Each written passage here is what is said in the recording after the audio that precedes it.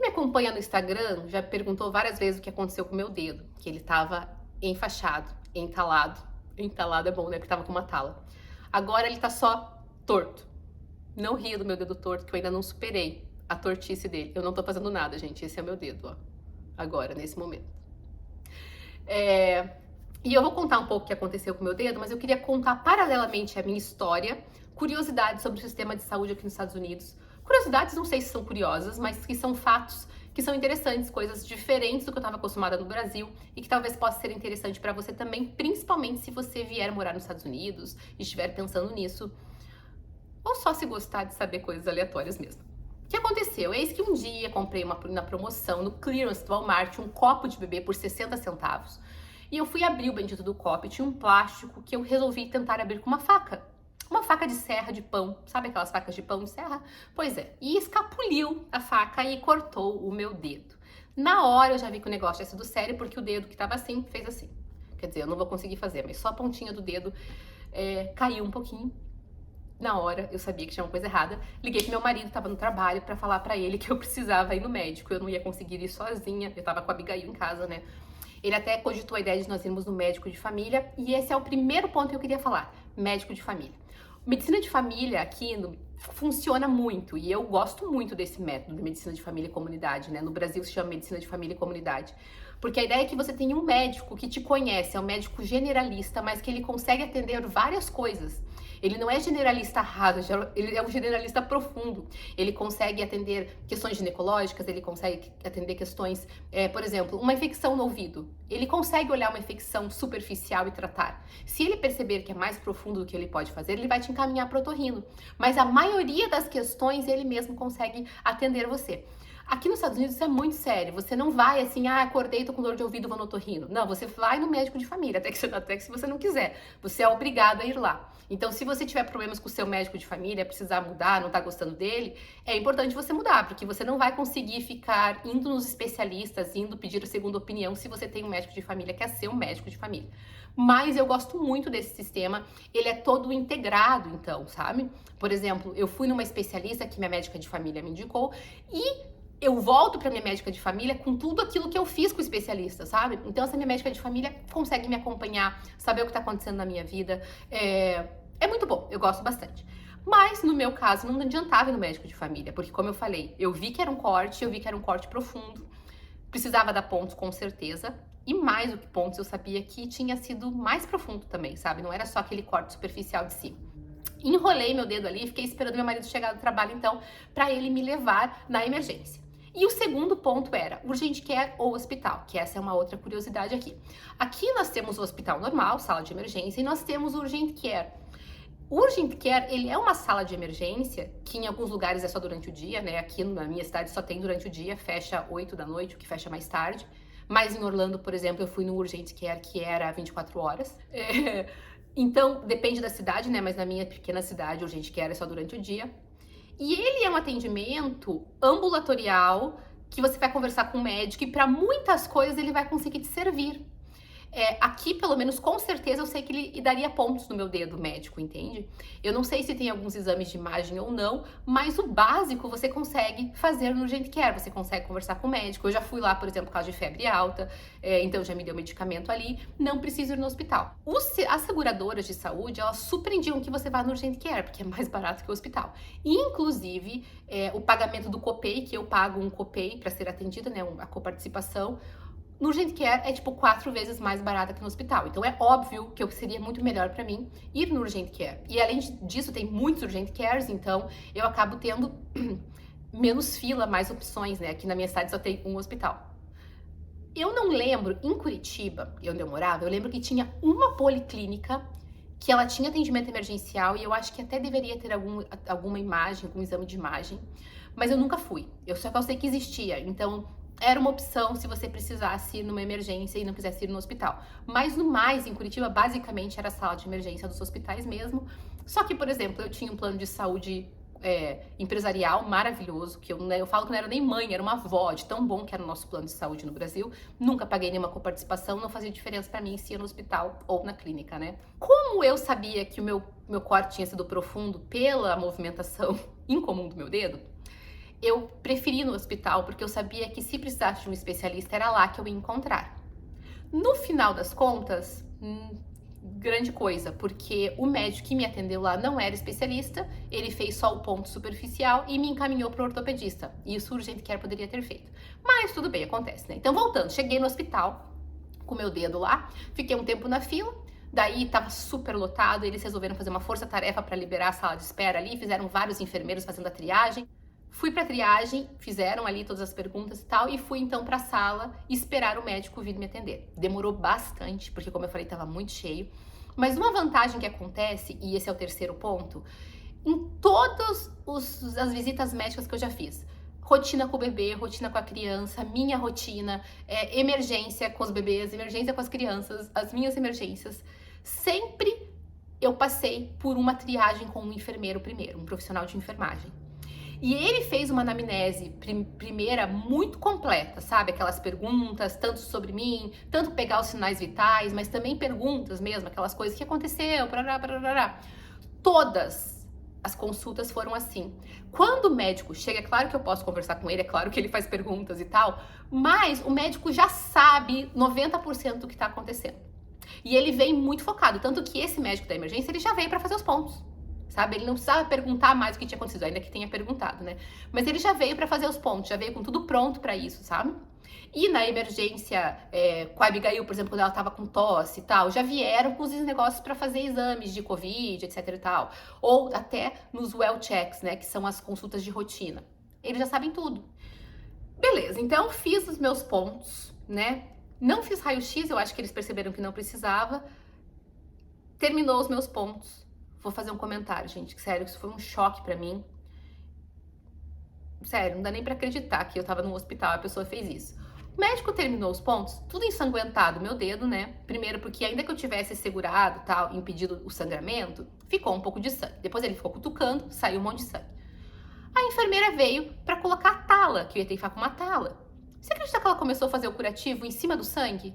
Não limpou? Eu olhei pra ela e falei assim, moça, eu posso limpar o dedo, tirar o sangue? Ela, claro. Eu levantei, fui até a pia e limpei o meu dedo, em cima dos pontos, pra ficar pelo menos menos nojento pra ela fazer o curativo. Enfim, ela fez o curativo e eu perguntei pro médico se meu dedo ia voltar ao normal, porque ele tava caidinho, né? E daí ele falou assim, eu vou te encaminhar pro ortopedista. E esse é um ponto muito interessante. No momento que ele falou que ele vai me encaminhar pro ortopedista, eu não vou lá no meu plano de saúde procurar um ortopedista para ligar e marcar. Não, eu vou para casa e o ortopedista vai me ligar. Então, por exemplo, a minha médica de família me encaminhou para uma especialista cirurgia vascular, porque eu tenho varizes desde sempre, né? E além da especialista, eu tinha um exame para fazer também. Eu não liguei para ninguém, eles me ligam. Oi, Melina, tudo bom? Eu tenho aqui que você precisa fazer um exame tal, vamos marcar? Oi, Melina, tudo bom? O médico lá do hospital falou que você precisa de uma consulta com o ortopedista, vamos marcar? Ele falou que é urgente, você pode marcar amanhã já? Então eu cheguei em casa, a moça do ortopedista já me ligou e já marcou pro dia seguinte. Então isso é uma outra diferença que eu acho muito bacana. Confesso que eu gosto das pessoas me ligarem e eu não ter que ligar para ninguém.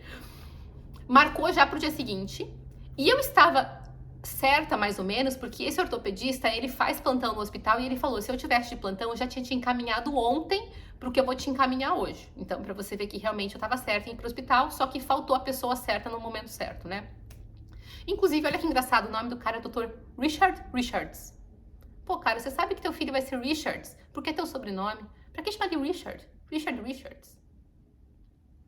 Enfim, ele foi super bom, sério, eu amei esse ortopedista, ele me explicou muito as coisas, inclusive até hoje, todos os médicos que eu peguei, tanto pediatra, nas emergências, esse ortopedista, o outro especialista que eu fui, eles explicam muito bem as coisas, pelo menos toda a minha experiência foi essa. Ele me explicou como funcionava o tendão pro lado, blá, blá, blá. Inclusive explicou muito rápido, teve várias coisas que eu não entendi, fiquei boiando no que ele tava falando, mas a maioria dos médicos que eu peguei, na verdade todos os médicos que eu peguei até hoje foram extremamente explicativos. Amei isso neles. Ele me explicou então, né, qual era o problema e ele falou o seguinte, o teu dedo é um index, indicador chama index finger, importante você saber, eu não sabia, sofri pra falar no telefone qual era o dedo que eu tinha machucado, eu falei, não é o minguinho, daí do lado dele, daí tem o maior, daí tem aquele outro que se aponta, é esse que eu machuquei. E a moça falou, é o index, eu falei, é o index, isso mesmo, moça. Ai. E o index finger, ele falou, é um dedo importante, muito importante, você é muito jovem, não dá para você ignorar. Então eu vou fazer com você a mesma coisa que eu faria se fosse eu vou te encaminhar para o especialista em Hershey. Hershey é uma cidade que fica a 1 hora aqui de casa, é a cidade do chocolate Hershey's, já contei para vocês, eu acho em algum lugar no Instagram. E ele tem um centro médico gigantesco lá, porque o Milton Hershey, dono fundador da fábrica de chocolate, investiu uma grana pesada na Penn State, com a condição de que eles fizessem um campus lá. E o campus de medicina deles gigantesco lá, tem um hospital maravilhoso, tem um centro de especialistas diversos. E eu fui para lá então para ver o meu dedo. Também não tive que ligar, eles que me ligaram e já marcaram no dia seguinte. Então olha só, eu machuquei na quarta, na quinta eu já fui no ortopedista e na sexta eu já fui para Hershey. Chegando lá em Hershey, eles pegam ali o meu seguro saúde, minha carteirinha, mas deixa eu falar uma coisa pra vocês. Uma vez que você tá no sistema, que, por exemplo, quando eu cheguei no hospital, eu só dei a minha data de nascimento, o meu sobrenome, e eles já têm todos os meus dados. Por quê? Porque é da mesma rede que eu já fui em outro médico uma vez. Então, eles têm todos os meus dados, eles nem pegam a carteirinha do seguro de volta, eles só perguntam se é aquele seguro ainda. Eles não pegam nada. Inclusive, a minha coparticipação eu nem paguei na hora, eles mandam depois pelo correio. Então, eu cheguei lá em Hershey eu não estava no sistema ainda, porque é uma outra rede, então eles pegaram os meus dados ali. Não paguei nada na hora, ninguém me passou nenhuma estimativa na hora, tudo que eles me cobram, eles cobram depois pelo correio. Eu não aguento ver, gente, carta chegando de coisa de médico, quase choro de tristeza. Essa daqui, então, do meu dedo, como diz meu marido, ele podia ter comprado um snowblower, podia ter comprado um cortador de grama novo, daqueles de carrinho. Tanta coisa que a gente podia ter feito com o dinheiro que me cobraram por esse dedo. Oh, meu Deus do céu. Mas, enfim, isso é assunto pro final desse vídeo. Cheguei lá em Hershey, o especialista me atendeu. Eu tinha feito 3 pontos no hospital. Ele falou que precisava fazer mais pontos, mais profundamente, para tentar segurar o tendão, para tentar reparar esse tendão que foi levemente lesionado. Então ele fez 4 pontos mais profundos, e quando eu digo profundos, eu digo na alma. Por quê? Porque a anestesia não pegou, eu senti cada ponto entrando dentro de mim. Gente, vocês não têm noção, só de lembrar rapidamente, quase morro aqui, tem uma dor aqui na minha barriga. E ele então fez esses 4 pontos, e daí me colocou uma tala, e daí eu precisei voltar depois de um mês, e daí ele foi lá, mudou a tala, depois eu fui lá voltar de outro mês, aí ele foi lá, tirou os pontos, e daí resumindo, eu tô esperando, e eu tenho mais um retorno agora em fevereiro, mas eu acredito que ele não tá muito otimista a respeito do meu dedo, tá? Antes de falar disso, eu queria falar outra coisa que foi chocante. 2 coisas chocantes, assim, pro padrão que a gente tá acostumado no Brasil. Gente, esse centro médico que eu fui é gigantesco, enorme. Eu fui atendida no consultório, esses consultórios de hospital, sabe? Quando você vai no consultório do hospital, tem a mesa do médico, tem 2 cadeiras para o paciente e para o acompanhante, tem aquela pia para ele lavar a mão e tal, e tem uma maca. E daí ele perguntou se eu queria fazer o procedimento, então eu falei que sim. Ele simplesmente me deitou na maca, ele pegou aquela cadeira do paciente e a cadeira do acompanhante, virou pro lado da maca, sentou em uma cadeira, colocou o equipamento dele na outra cadeira e começou a fazer meu dedo ali. A enfermeira não lavou a mão e não pôs luva. Ele ainda pôs luva. Ela que estava auxiliando ele não pôs luva. Quando eu fui tirar os pontos, essa mesma enfermeira que me atendeu, ela chegou, viu meu prontuário, mexeu no computador e falou, vamos tirar os pontos? Começou a tirar os pontos, sem lavar a mão e sem pôr luva, gente. Não tô acostumado com isso, gente. No meu Brasil varonil, lavar a mão pelo menos e pôr luva acontece. Pelo menos todas as vezes que eu fui atendida por qualquer coisa na vida. E daí o que eu tava falando que eles não estão muito otimistas, porque daí o que aconteceu? Depois que eu tirei todos os pontos e a última tala da última vez, o dedo tava bem rígido, né? Porque ele ficou com a tala aí um mês inteiro. E eu não tava conseguindo mexer praticamente. E o médico falou, se ele começar a descer muito, você tira uma foto e manda pra mim. E daí eu mandei. E daí ele me ligou. E daí ele falou assim, olha, você pode pôr a tala de volta, mas eu não acho que vai resolver muita coisa.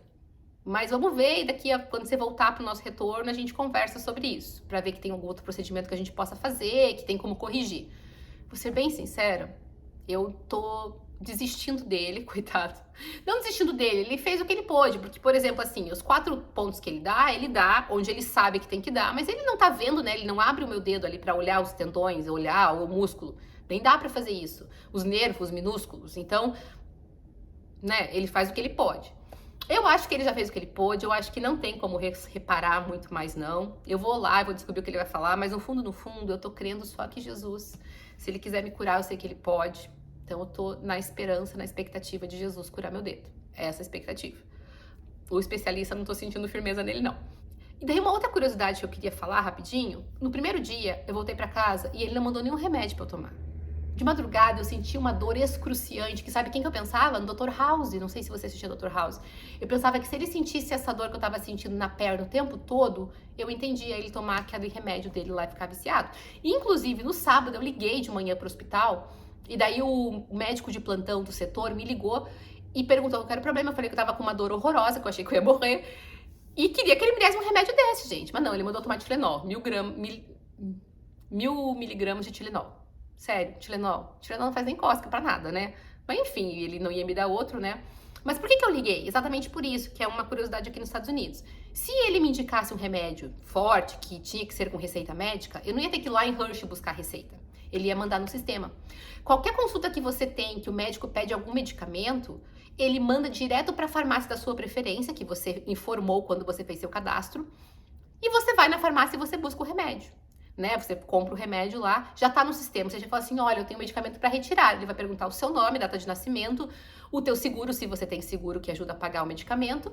E é isso, o teu remédio tá lá. Então, se ele me indicasse algum remédio mais forte, eu simplesmente podia ir na farmácia buscar e eu ia sobreviver àquela dor horrorosa. Ele não me indicou.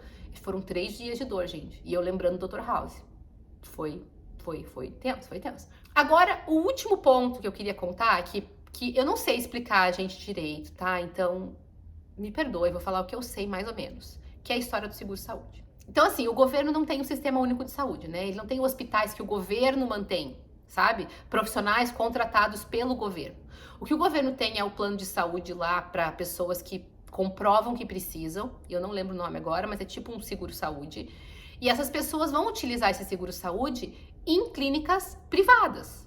Eu não sei se é amplamente aceito ou não, mas qual que é o benefício disso? Em vez de a pessoa ficar num SUS da vida, às vezes anos esperando uma cirurgia, né? Ou tem que chegar 4 horas da manhã para conseguir uma consulta eletiva, toda aquela coisa que a gente sabe que acontece no SUS, essa pessoa ela vai marcar, assim como eu vou marcar com o meu seguro-saúde, um médico, ela vai marcar no horário adequado, ela vai ter um atendimento privado, mas utilizando um plano de saúde que ela não paga ou paga muito pouco. Entende? Então, isso eu acho um benefício maravilhoso, porque a qualidade do serviço que todo mundo vai ter é igual. E a pessoa não vai morrer na fila de espera de uma cirurgia. A grande desvantagem da ausência do SUS, por exemplo, é que você não tem uma ambulância para ir te buscar numa emergência, te levar numa emergência, sem ficar desesperado sabendo que vai chegar uma fatura na sua casa.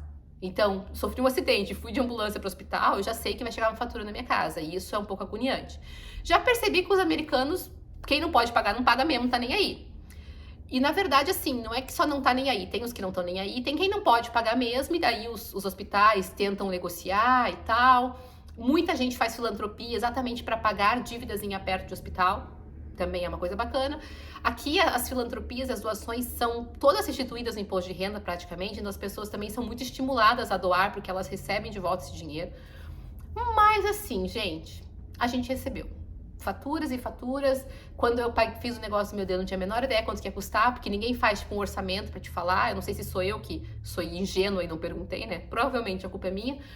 Mas assim, chegou a fatura depois e foi pesado. Quero dizer isso, foi pesado. Mesmo com o seguro pagando uma parte gigantesca. O seguro pagou praticamente 80%, 90% do valor. Mas chegou. E uma coisa que eu lembrei também, que pode ser uma curiosidade, não sei se fui eu que peguei profissionais assim, mas é que foi coincidentemente eu peguei 2 que foram assim, tanto a especialista das varizes quanto o dentista. Eles assim, mesmo recebendo do seguro, porque por exemplo, esse cirurgião aí recebeu 20 mil nesse procedimento que ele demorou 7 minutos para fazer, ali no consultório com a enfermeira sem luva. Não sei se ele recebeu diretamente, mas enfim, o procedimento todo custou $20 mil. Então, ele vai receber, mas as pessoas não ficam empurrando o procedimento na gente. A impressão que eu tive, sabe? Dentista aqui custa muito caro pra você arrumar uma cárie. O plano de saúde, ele cobre a limpeza e o raio-x de rotina a cada 6 meses, mas as cáries e outros tratamentos, ele paga só uma partezinha. Então, custa muito caro. Então, teoricamente, se eu vou pagar pro cara, né, pra ele é uma boa coisa fazer procedimentos. E quando eu cheguei pra ele e falei, a única coisa que me incomodava no meu dente hoje é que aqui na frente eu quebrei uma vez e eu tenho uma resina bem grande. Então começou a escurecer a resina. Primeiro pelo tempo e segundo porque eu tomo muito café. E eu só falei assim, a única coisa que me incomoda é essa mancha no dente da frente. E ele falou, a gente não vai mexer, né? Tipo, é óbvio que a gente não vai mexer. Mesmo me incomodando, mesmo falando que era uma coisa que me incomodava, pra ele é óbvio que a gente não vai mexer nisso agora, porque tem um custo caro, um custo alto. Não é nem empurrar procedimento, né? Era só aproveitar a minha reclamação. E ele simplesmente, não, a gente não vai mexer nisso, né? E a mulher das varizes também. Ela falou assim, olha, tá assim, assada a tua situação, mas eu falaria pra você esperar. Eu tenho certeza que se fosse meu médico de varizes no Brasil, ele ia falar, vamos mexer. Absoluta certeza. Então não sei se foi coincidência, se foi, assim, eu que peguei médicos muito bacanas ou não, mas achei curioso isso, os caras não ficarem empurrando os procedimentos na gente. Só para concluir, o seguro-saúde então. Tem vários tipos de seguro-saúde, não sei todos os detalhes. Eu pago um seguro-saúde pela empresa, a gente paga mensalmente um valor bem alto, ainda assim tem a coparticipação, ainda assim a gente paga parte dos procedimentos. O que acontece no seguro-saúde, que eu acho que pelo jeito a maioria funciona assim, existe uma franquia, que é a fase do deductible phase, se eu não me engano, que é a fase que eu pago. Eu pago tudo nessa fase, até chegar nesse valor, eu que pago. Sabe quando você tem uma franquia de seguro de carro, que você vai lá e estraga o carro, daí assim, tua franquia é R$1.000. O teu arrumar o carro ficou 1.500, então você paga a franquia porque o seguro vai pagar 1.500. Ou ficou 800, você fala assim, puxa vida, não vou pagar 1.000 para um negócio que custa 800, então você mesmo paga o negócio, né? A diferença aqui é que eu vou pagando e vai acumulando, então eu paguei 200 aqui, 300 ali, vai acumulando até chegar nessa franquia. E depois dessa franquia, daí eu entro na parte que o plano paga uma porcentagem e daí ainda tem um outro teto que eu chego e daí o plano paga tudo dentro do que está dentro do contrato, né? Então é isso aí, a gente está na fase, todo ano renova, então todo ano eu volto para minha franquia, então eu tô pagando as coisas esse ano agora em janeiro. E é isso aí. Um monte de informação. Mas se tiver alguma dúvida, quiser deixar aqui embaixo e eu puder ajudar, eu vou ter prazer em escrever.